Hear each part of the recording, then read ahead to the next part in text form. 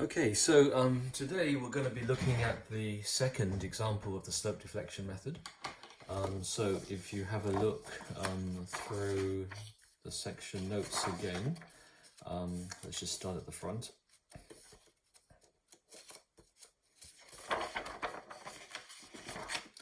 For the slope deflection method, after you've done the first example, it's quite normal to feel a bit confused. So there's a second example that we will go through today.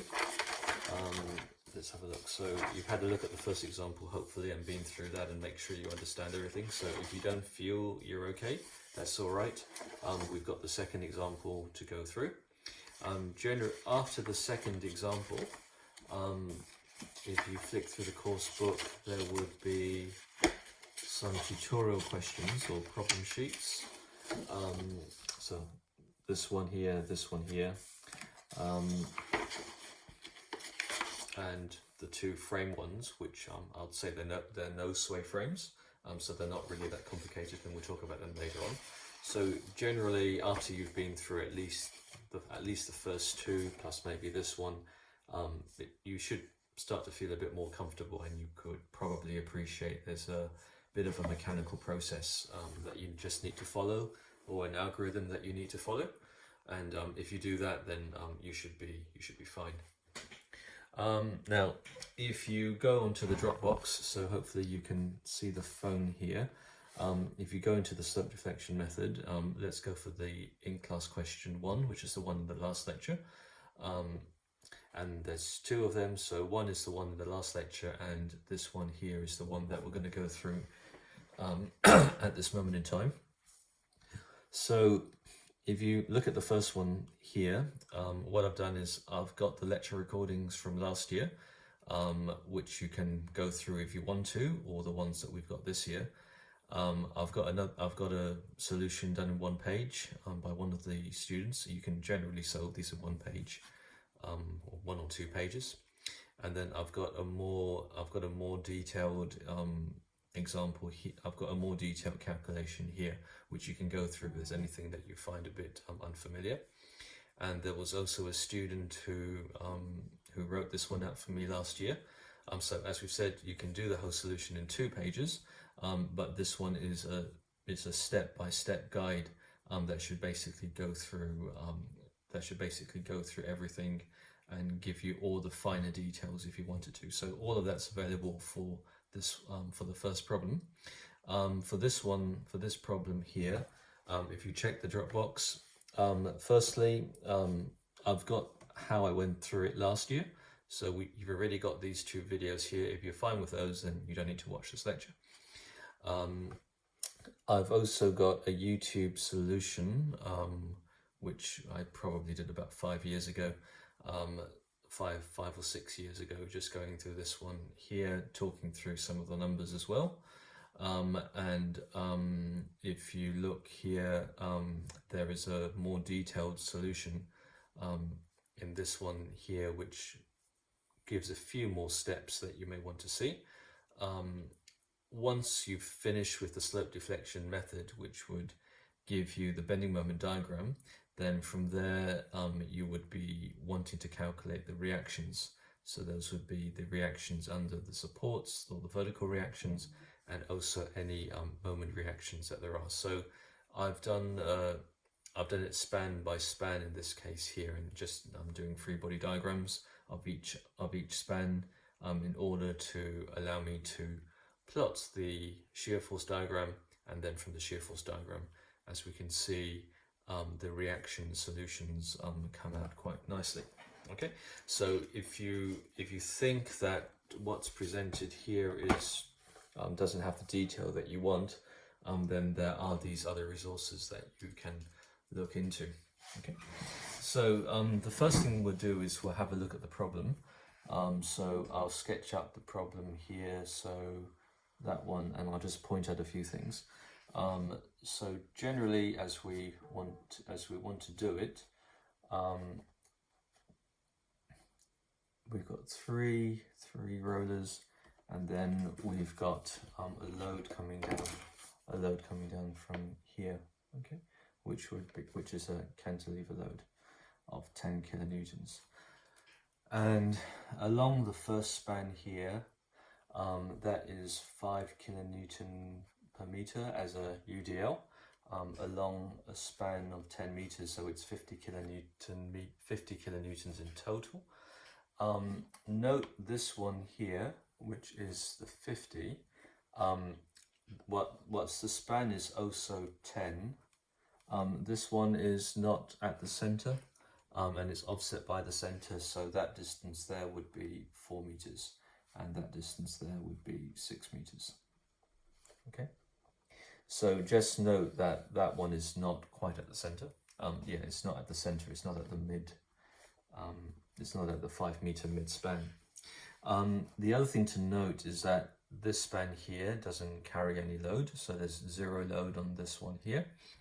And then the last thing to note is that there's a cantilever which comes off here, and that distance is 3 meters. So now looking at this, if it had just been that problem, then that one pin, one roller, that's statically determinate. So if we add on another support, it becomes statically indeterminate by 1. And then if we add on another one, it becomes statically indeterminate by 2. So what we've got here is a statically indeterminate problem by 2. Okay. So when you've got a statically determinate problem, like a simply supported beam or a cantilever, you can solve that using equilibrium. You're not able to do that here. And so one of the methods is the slope deflection method, and by the end of the method you would be able to calculate the reactions. So you would be able to calculate the reaction there, you would be able to calculate the reaction there, the reaction there, and then the reaction here. So at the end of it, we would have the reactions. But because it's a statically indeterminate problem by 2, we're not able to calculate the reactions in the same way that you could immediately for a statically determinate problem. Okay. So that's why we're looking at this method. And we've mentioned one of the key terms, which is called slope. So we're going to be calculating the slope there, or we're going to be calculating the slope there, or we're going to be calculating the slope there. So we could choose, the calculation could find that it's sloped in the clockwise direction, or the calculation could find that it's sloped in the anti-clockwise direction. So let's make an approximation for the bending moment diagram. So we might be able to think that the bending moment goes something like that. And so this is just our guess at the moment as to what it could look like, going up here, and then this one here, maybe that one might be going up there, and then from here. Okay, so that's just a guess as to how things might be. But we can see from the end here, this end here is the cantilever. It's a cantilevered end, so if we did a free body diagram 1 meter in, 2 meters in, and 3 meters in just before the support, you would probably be able to say that this bending moment here is going to be 30 kilonewton meters hogging. So we'll talk about that later on if that does happen to be an issue. So we can see that 3 meters in, there's going 3 meters in from the end of the cantilever, there's going to be a hogging bending moment. So we know that for a hogging bending moment, let's draw that arrow there, and then let's draw that arrow there. So we know that for certainty. We know there's going to be a 30 kilonewton meter hogging bending moment there, but we don't know what the bending moment here is, and we don't know what the bending moment here is. And then here, we of course know that the bending moment is 0. Okay, 0 kilonewton meters because it's the pin. All right. So we've got 30 kilonewton meters hogging. and we know to put these arrows, which we've been practicing with the ZoraQ. So because it's above the line, because the hogging is above the line, we put that arrow on that side and then that arrow on that side. And I've said that these arrows actually represent the bending moment. So let's label these arrows up. So that arrow there is going to be M. So this is an anti-clockwise arrow, and I'm going to be calling it ME. So I'll call it MEB, MED. Okay. So you can see that we've labeled it A, B, C, D. So let's label it. So A, B, C, and D. So it's been labeled A, B, C, D, and we're just saying that this arrow MD,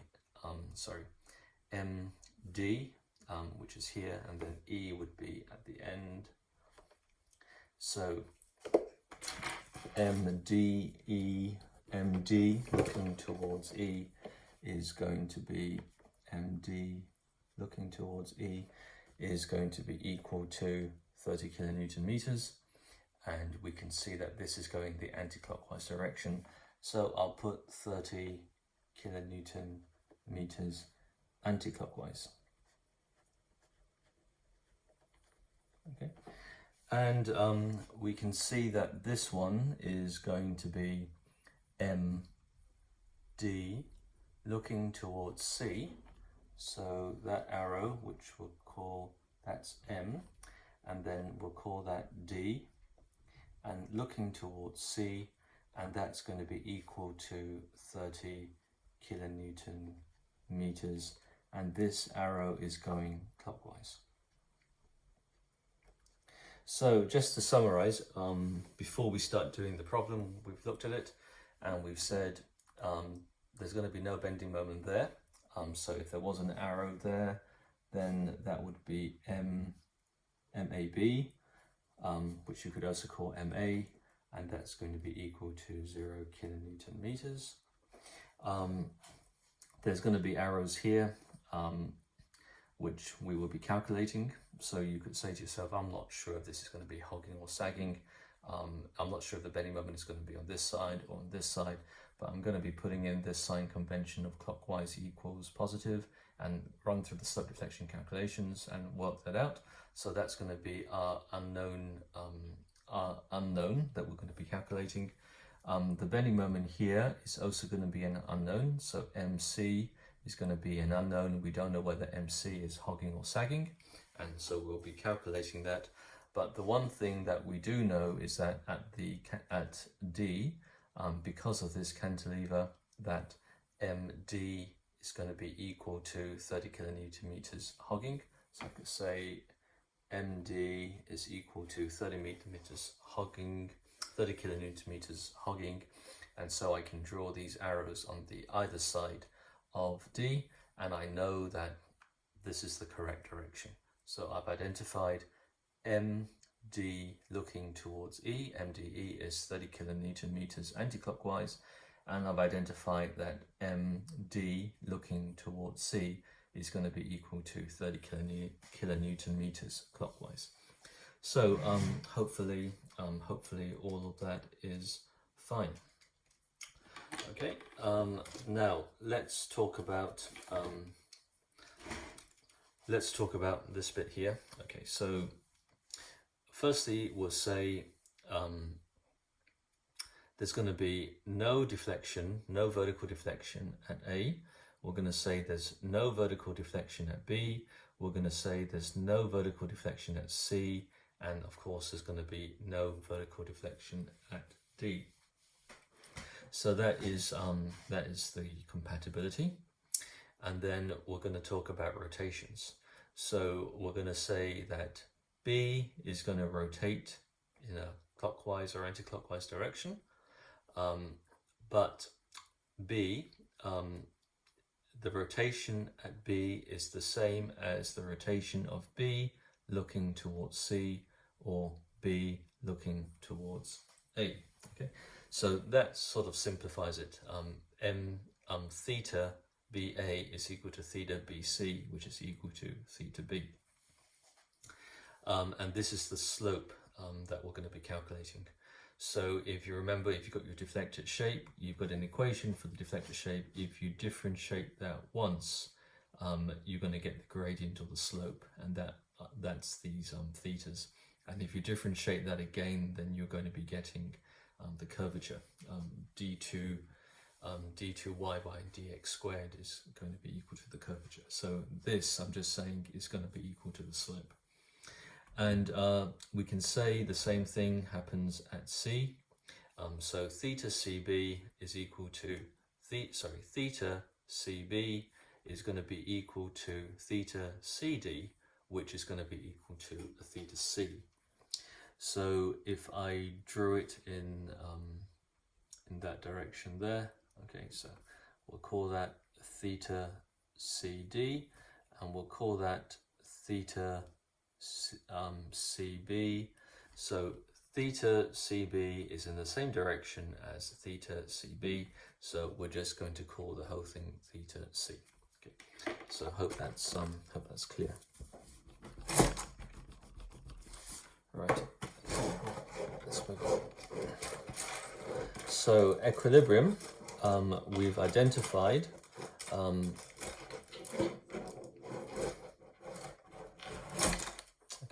we've identified that the bending moment at this pin has to be 0.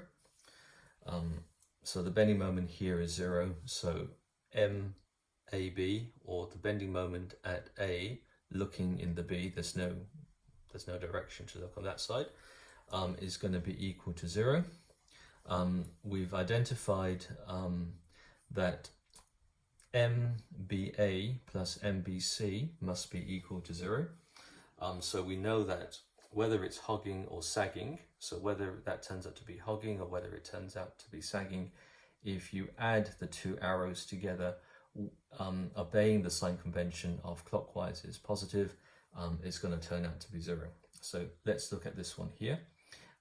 MDC is going to be clockwise, so obeying this sign convention, MDC is going to be equal to 30 kilonewton meters clockwise, and I'll put a plus. And this one here, MDE, is going to be equal to minus 30 kilonewton meters, and I'll just put clockwise there. So I hope everyone's okay that 30 kilonewton meters anti-clockwise is exactly the same as minus 30 kilonewton meters clockwise, because I've just reversed that. So we can see that at least here at D, MDC at positive 30 plus the bending moment on the other side, which would be MDE, is negative 30, is going to be equal to 0. So if we add the 2 on either side, we're going to get 0. So thus, without even calculating or knowing whether that is going to be a hogging bending moment or a sagging bending moment, you can write out this equation: MBA plus MBC is equal to 0. And without knowing whether this one is going to be hogging or sagging, you could write out MCB plus MCD is going to be equal to 0. And then the last one that we're writing out is MDC is equal to MDC.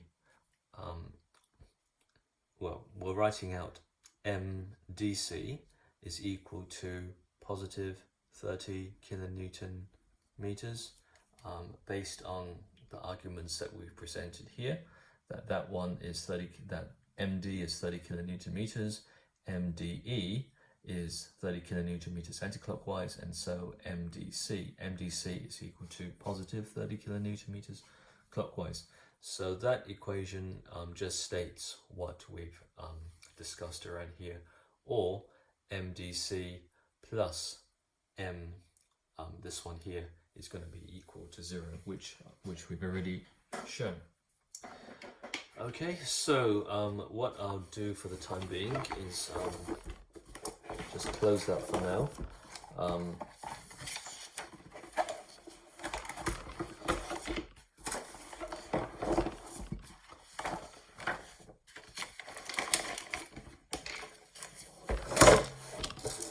So unfortunately I don't have the model,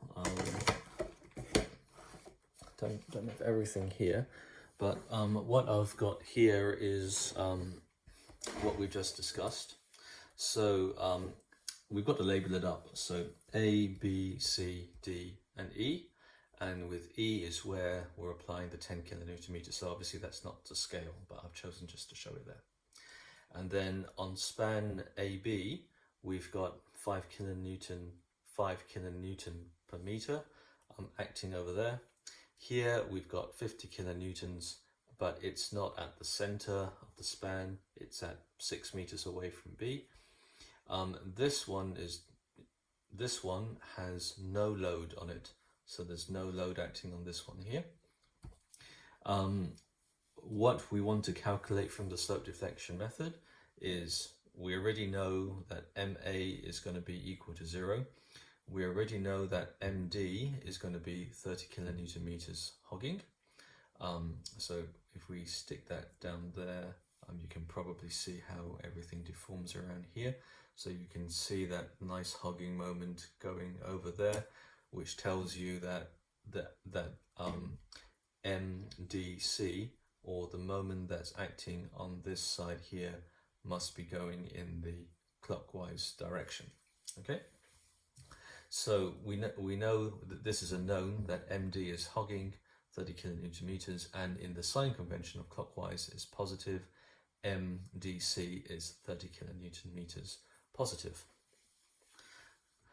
And we've already said that MB and MC are the unknowns, that we're going to be trying to calculate. So what do? Is we do things span by span. Okay, so here we've got one span, we've got two spans, and then we've got the third span here, CD. Now you could say that this is also a span DE, but we actually don't need to do anything with respect to span DE, because we already know what the bending moment there is. So we've reduced our problem, the equations that we're going to be solving, down to 3 spans: span AB, span BC, and span CD. Okay. So what do? So this one, just pretend that this one represents span AB. So this one here represents span AB. So A there and B is there. So I've done it twice. Well, firstly, let's put the 5 kilonewton meters there as the UDL. So in this one here, it's a simply supported beam with the UDL acting on it, and the UDL is 5 kilonewtons per meter. So the UDL would cause a deformed shape like that, and the maximum bending moment would be WL squared over 8. So that's just something you should commit to memory, and we've, in one of the earlier examples, we've shown how to do that. Okay, so let's push that one up, and then just make sure that shows. Don't think it's going to show. All right. Okay, so then I've got another one, which is also span AB. So in the first case with span AB, as we can see, I've got it simply supported pin and roller, statically determinate.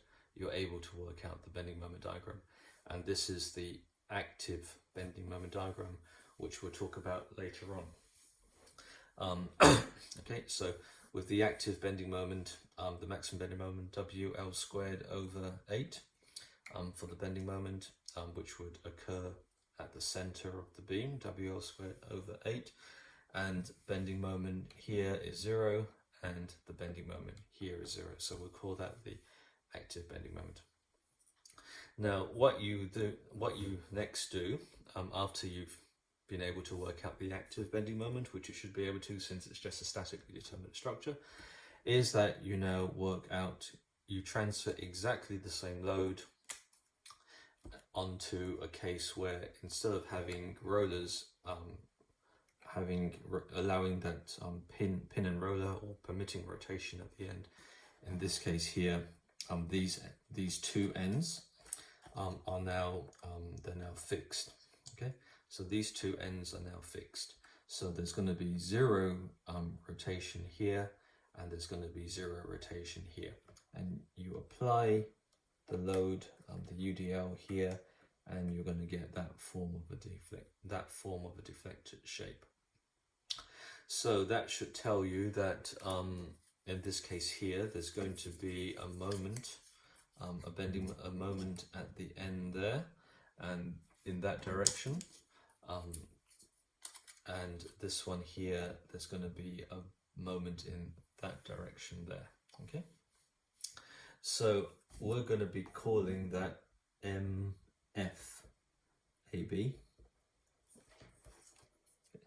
So that is going to be MFAB, and this one here is going to be MF. That's right, BA. Okay, so we've got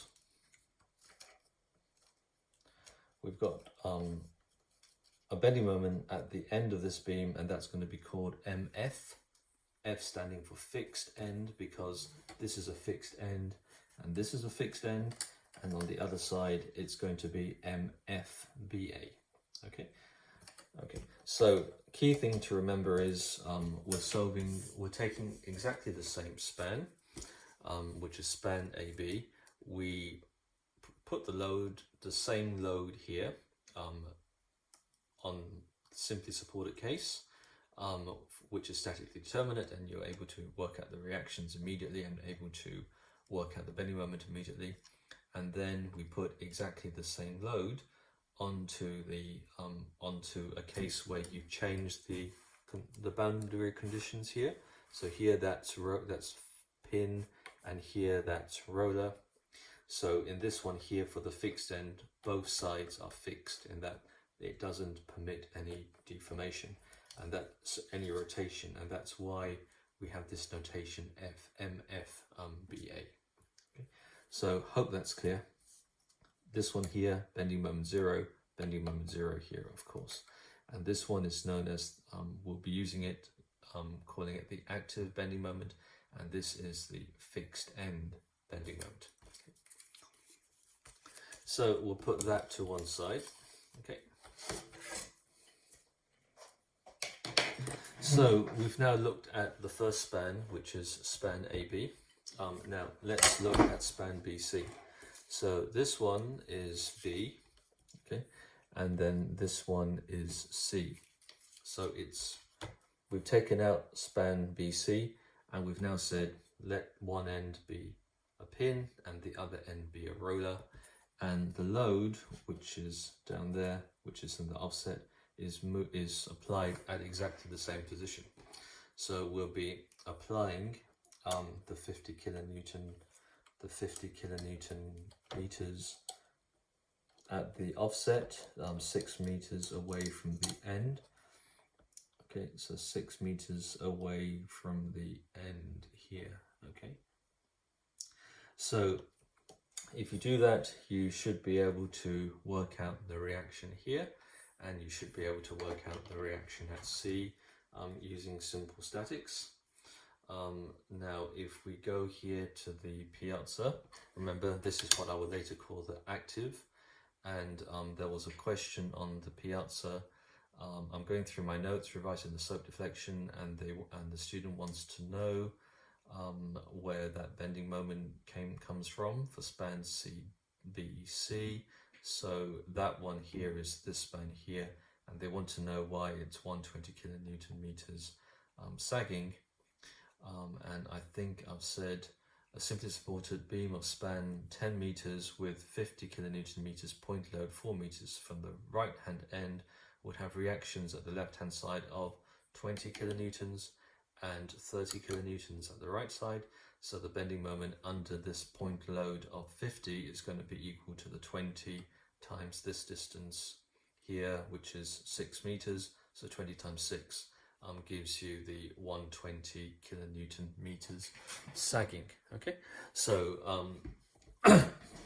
So that was a confusion that some students weren't sure last time where the 120 came from. And it comes from wherever the load is on this one here being moved here, and then work out the active bending moment for the simply supported case of the pin and roller. Okay.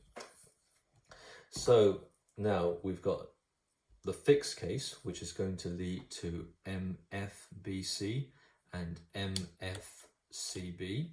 So again, have the load in at 6 meters away from this side here, and then that's going to go around like there, and we're going to end up with a fixed end moment at that side here, which we'll calculate later on, and another fixed end moment that goes in that direction, which would be the anti-clockwise direction. But you don't need to worry whether this one goes in the anti-clockwise direction or this one goes in the clockwise direction, because if you just follow the process or the algorithm, it will take care of itself, because the tables are presented in the form that tell you that clockwise is positive. Okay, so after that one there, so let's return that load back to that position there. Okay. And then we look at the final span. So the final span, which we're going to be looking at, is span CD. So that would be span C, and then this would be D. Okay, so we're going to be looking at our span CD. So just make sure that's under the camera there. Yeah. Okay, so span CD. So span CD has no load on. So obviously, when we solve the problem, we've got the loads there. There will be bending moment in CD, but for now we're just saying let's take out CD, make one end pin and one end on roller, and draw the bending moment diagram of that one here, which would be called the active bending moment, and the active bending moment is 0. So there's going to be no bending moment on this one here, because there was no load on the original span CD. Now this one here, the fixed end case, so to work out the fixed end moments, the MFCD and the MFDC, because there's no load acting on this span here, CD, no load acting on span CD, MFCD is going to be equal to 0 kilonewton meters, and MFDC is going to be equal to 0 kilonewton meters. So okay, so I hope that that illustration has been quite clear as to what we're doing. We've got two extremes. First extreme is both ends allow rotation, which we've seen in the pin and roller case, and second extreme is that both ends do not allow rotation, which would then give rise to these fixed end moments. Okay, so let's go back to have a look through the example. Okay, so let's go back and look through the example.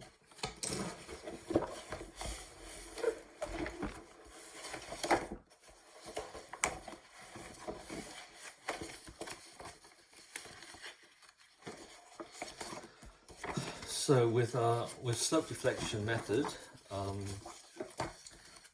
once you've done a few, you would probably find that you don't need to think much, or you shouldn't really be thinking, but you should just be following the algorithm. Okay, so the only point at this stage where you really have had to, the only point at this stage where you've had to think is to be able to tell you that MDC is going to be 30 kilonewton meters clockwise. For the the bending moment here is going to be hogging, so MDC is 30 kilonewtons clockwise, and clockwise is positive, which would be the sign convention. So I've avoided using sign convention for both the shear force diagram and the bending moment diagram, and the reason for this is now for here, where we adopt clockwise. So clockwise equals positive. All right, so that's all you need to remember. Now we talked about the fixed end moments. So this one here is this end here for the fixed end moments, the FEMs. We're going to return back to the table here. So we've got a UDL on this case here. So we've got the general case, which covers any combination of how far that one is, and then we've got the special case, or in this case here, we've got a UDL acting over the whole thing. And remember, as you can see here, clockwise is positive, so that is clockwise, and this one here is also clockwise. And if it comes out as negative, that tells you that in real life the arrow is actually in the other direction if you wanted to get rid of the negative sign. So I hope that's really clear. Now here for this span here, DAB is 10 meters. So W is total load. So W is 5 times 10, which is 50. 50 for the total load. So formula 1/12 times total load 50 times 10 again, which is the span. And from here we can see WL squared, 10 times 10 times the 5 divided by the 12, and the 12 comes from there. And we can see here that AB, the fixed end moment for AB is -12, and on the other side for the BA, that's going to be the negative of that one there. So in that case, that's going to be positive. So let's just tidy this up. So we're saying MFAB is equal to minus 41.7 kilonewton meters, and MFBA is equal to positive 41.7 kilonewton meters. So hope that's all very clear as to how that was obtained from there. Now we've got the second span here, which is the span BC with the 50. So this time here in the special case, the W is acting at midspan. In the general case, it can be at any position here. So let's substitute this. So in our case here, that L is going to be 10, and in this case here, that's going to be 6. So you can say that alpha in this case here is going to be alpha is equal to 0.6. So alpha is going to control where the W is applied, and if the W was at the middle, then alpha is going to be 0.5, of course. Okay, so here the alpha is 0.6, which we can see from there because of the 6 there and the 50. So if you really wanted me to, I could move that over and stick the W there and get rid of that. Okay, so in that case alpha is 0.6 or 6 meters, and then all you've got to do is to plug it into the formula. So the formula is minus alpha 0.6 times 1 minus alpha 0.4, square that, multiplied by the total load multiplied by the span. So the total load is 50 and the span is 10, and we can see that that comes out there as minus 48. Okay, so MFBC is equal to minus 48, and MFCB is going to be 72. So you can see that from the other side, it's got alpha squared, 1 minus alpha in this case here. So alpha is 0.6, 0.4 times the two together, multiplied by the total load, multiplied by the span, and we've got MFCB, which turns out to be 72 kilonewton meters. So if I really should have put the units here, kilonewton meters, kilonewton meters. Okay, so we've now worked out the fixed end moments, but we've got the last span, and as we said, the last span CD has no load on, so MFCD is going to be equal to 0, and MFDC is also going to be equal to 0 kilonewton meters. Now comes the next part of the slope deflection method. So in the exam, of course, you'll be provided the slope deflection equation, and the slope deflection equation is going to be here. So it's really quite easy to remember. The bending moment AB minus the fixed end bending moment AB is equal to 2EI over L, where EI is the bending stiffness, of 2 times the rotation AB plus theta BA. And on the other side, it's going to be MBA minus M fixed BA, so the BA's remain the same, is 2EI over L, and this time it's going to be 2 times theta B plus theta A. Okay, so it's quite easy to remember, and 2 equations, but they'll be given to you anyway. So we're going to end up with 2 equations for span AB, 2 equations for span BC, and 2 equations for span CD. So in total, we're going to end up with 6 equations. So let's deal with the first span, MAB minus MFAB, which turned out to be negative. So 2 negatives make a positive, so you get 41.7 is equal to 2EI, 2 of the bending stiffness between A and B, divided by the length, times 2 times the rotation at A, theta A, plus the rotation at B, which would be theta B. Remembering that clockwise is positive, so whatever we calculate out if it's positive, that means that B has rotated in the clockwise direction, and if it's negative, then B has rotated in the anti-clockwise direction. So that will come up in the wash after we've done the calculation. So I'll just simplify that because there's no need to call it AB, it's actually just A. Right, so that's the first equation for the span MAB, and then the second equation for MAB is this time for this span AB is going to be MBA.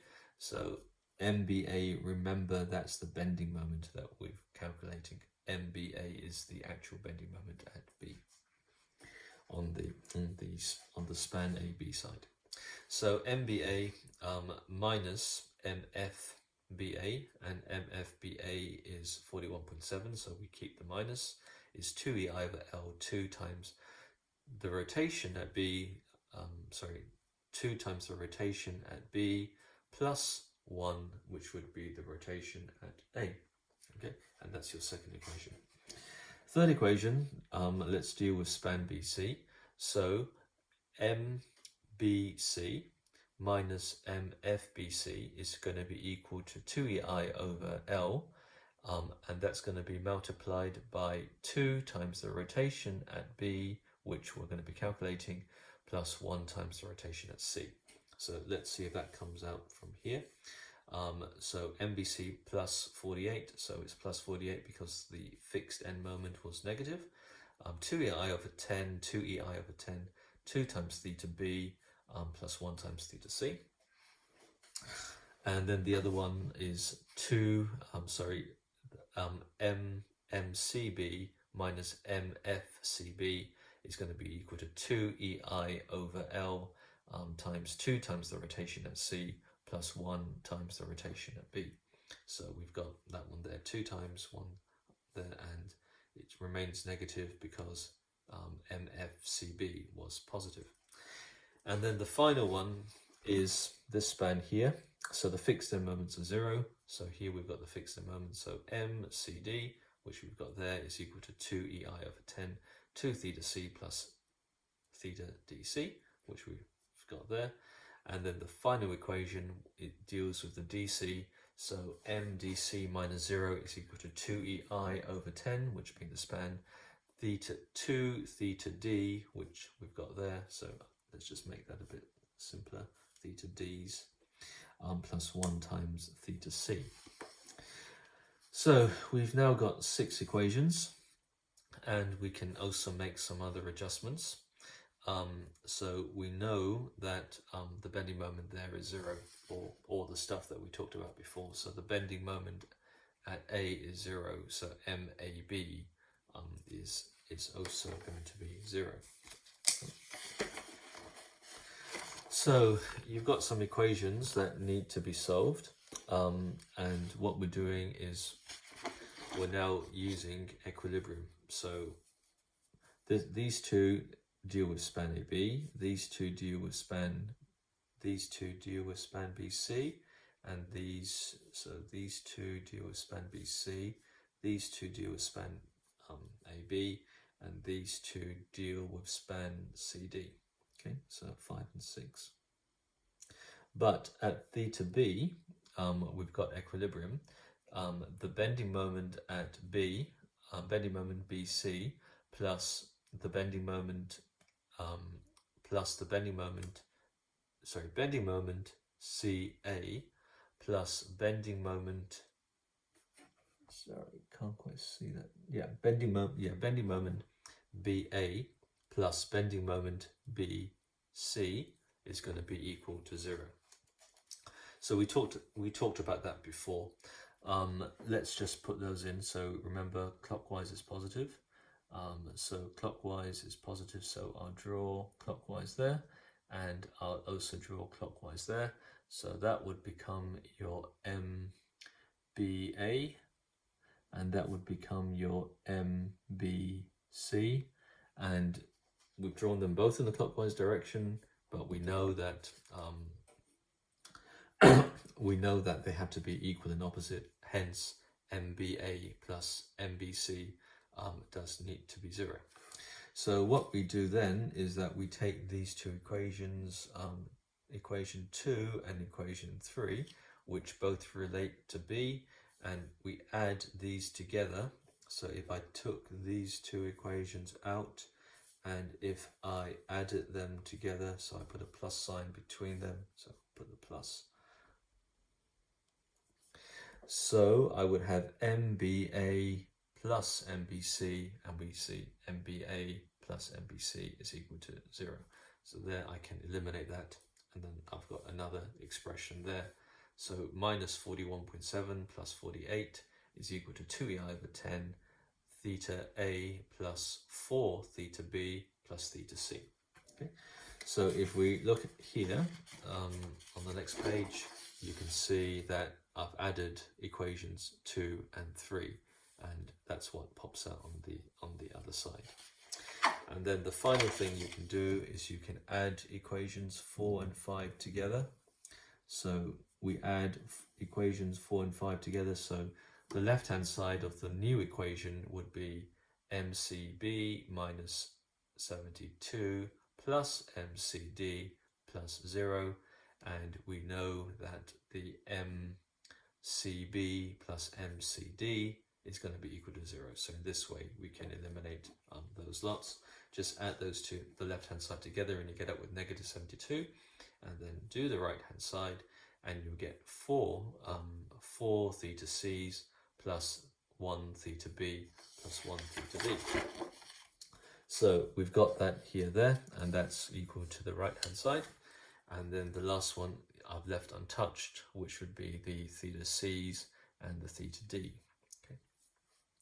So we can now eliminate the rotations. So I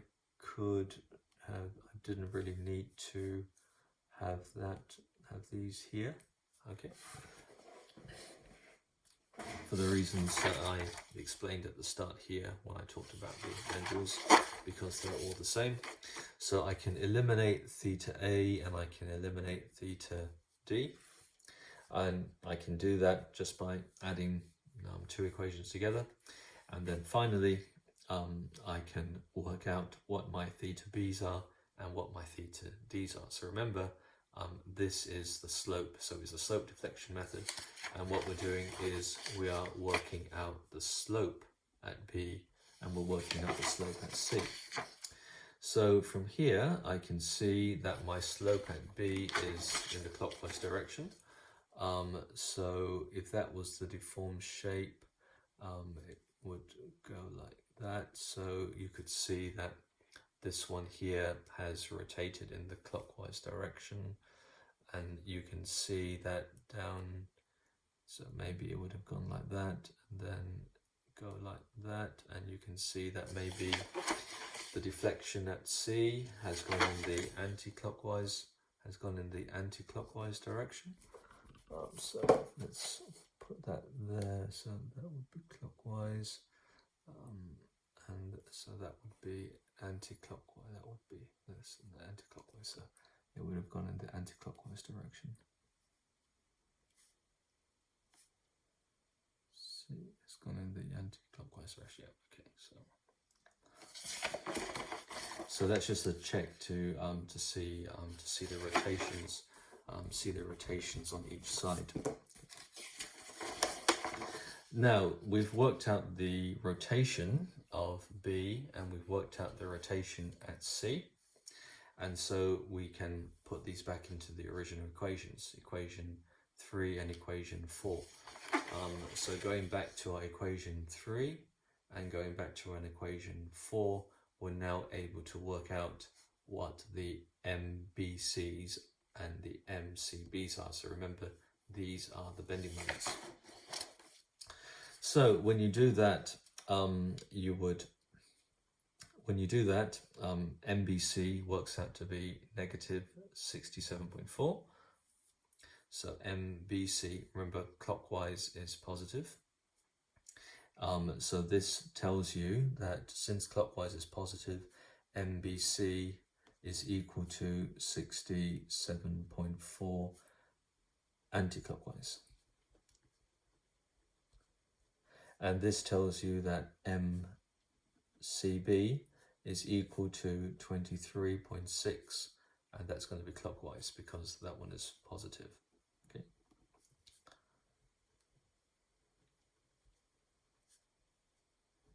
Okay.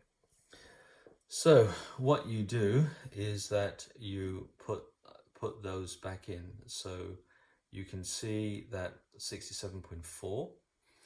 MBC is drawn in the anti-clockwise, MBC, which would be this one here, is drawn in the anti-clockwise direction.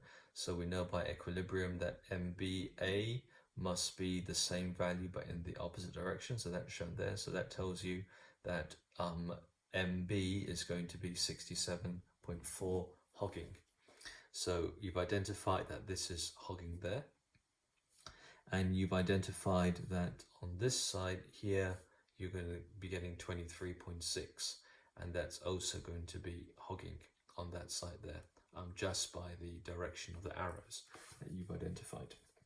So that's known as the reactant. So let's just draw out the reactant again, which we'll do there. So for the reactant, I know that MA is going to be 0.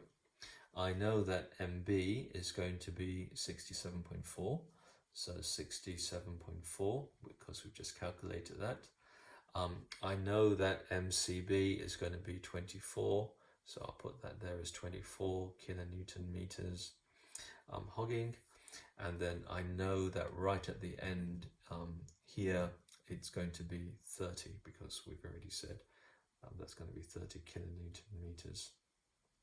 And then just call that A, B, C, and D. And then if I wanted to, can include the E. So when I say what my reactant solution is, my reactant solution refers to the bending moment at A, B, C, D, and E. Okay, so that's what's meant by the reactant. Now, in order, so I can draw the reactant bending moment diagram, which we've seen there. Okay. Now, in order to get the actual bending moment, you're going to have to add the reactant to the active.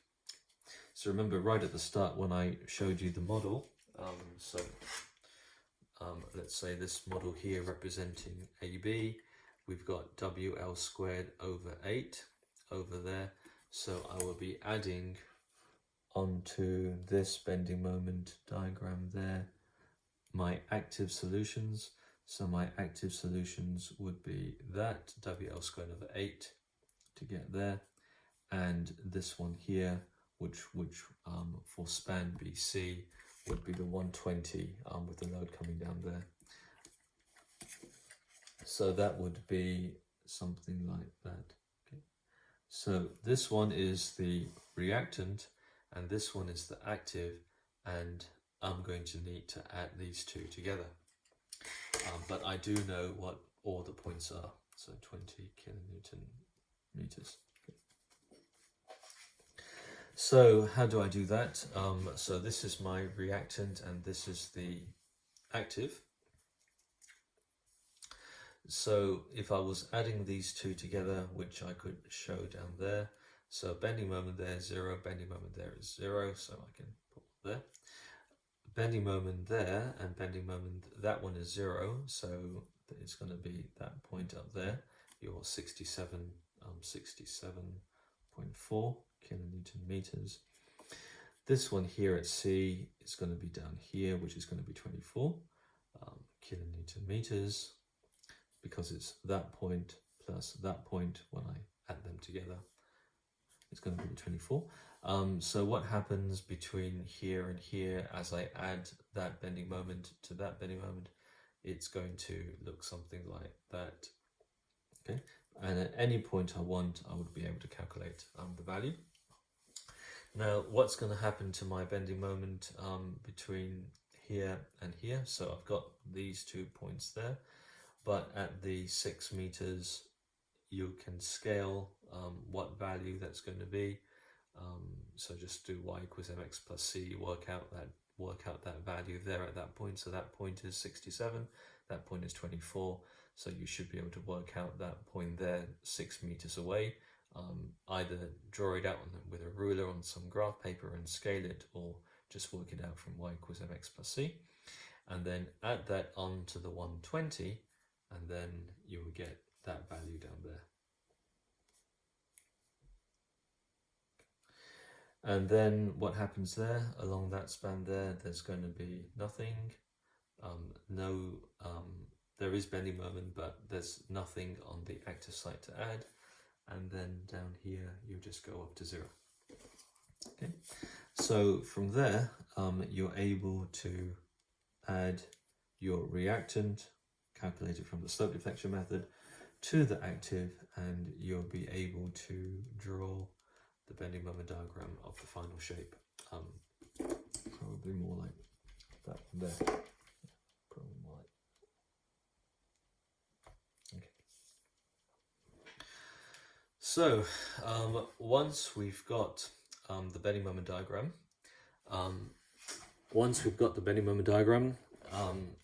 we can just take out each span. We can take out each span knowing the values, and we can do some simple mechanics, and we can work out the reactions or the shear forces, and then that would allow you to work out the reactions at A, B, C and D. Okay, but you can only do that once you've got the bending moment diagram. So if you flick on to the Dropbox, there's a solution which gives a bit more detail, which you can see there. So it gives all the intermediary steps that I use to get the theta C's and the theta B's, plug it all back into the equations, and then assuming that you've got the bending moment diagram, which we've got there, you can go and look at each span separately, since we know what the bending moments are. And if you wanted to, you would be able to work out the shear forces, SAB and SBA. And you can do that. For each span. Span BC, work out the shear forces. Span CD, work out the shear forces. And then from there, you can draw your shear force diagram, which we can see up there. And once you've got your shear force diagram, then the reactions come out quite easily from the shear force diagram, which you can see up here. So one last thing, if you're wondering about the 10 kilonewtons, the 10 kilonewtons at the end, remember that we ignored that and we just took the bending effect that had at point D. If you wanted to include the 10 kilonewton meters at the end, then it's just a case of adding the 10 kilonewtons back to the reaction at the last bit, which would be the reaction at D, and then everything else remains the same. So that's how you would handle the 10 kilonewtons. We assume that the 10 kilonewtons is all carried, or we can assume that the 10 kilonewtons is all taken by the reaction at D, and that the rest of it is just absorbed by or the rest of the reaction has its effect on the reactions and bending of the rest of the beam. So this is a foolproof way of doing it, because we're looking at it span by span, but of course there are faster ways in which you would be able to get the same thing. For example, you could work out the gradient of that line there, and that would immediately give you the value of the shear force there, as an example. Okay, or you can choose to take your moments around selective points to immediately give you the reactions. All right, so that's waiting for you if you wanted it, and so I've presented a few different ways of looking at it. So feel free to drop into it and just post if you've got any questions. But by the time you've done another example, another 2 or 3 examples, there's not really too much more that can be added. Just one thing, contraflecture. So this is another question the students have raised in the past. Points of contraflecture are simply the points along the beam where there is zero bending moment. So take this beam, for example, that would be the shear force diagram, that would be the bending moment diagram, and the point of contraflecture lies between C and D, and that just says that point is where there is zero bending. Okay, all right, thank you very much.